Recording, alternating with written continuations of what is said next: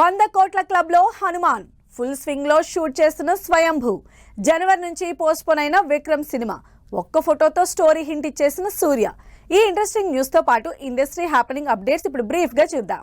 Fans కి ఫోటోతో Sankranti surprise ఇచ్చింది మెగా ఫ్యామిలీ. పవన్ కళ్యాణ్ తప్ప మెగా అల్లు ఫ్యామిలీ మెంబర్స్ అందరూ కలిసిన ఈ ఫోటో సోషల్ మీడియాలో వైరల్ అవుతోంది. అయితే బెంగళూరులో సంక్రాంతి సెలబ్రేట్ చేసుకున్న మెగా ఫ్యామిలీ హైదరాబాద్ రిటర్న్ అయ్యారు.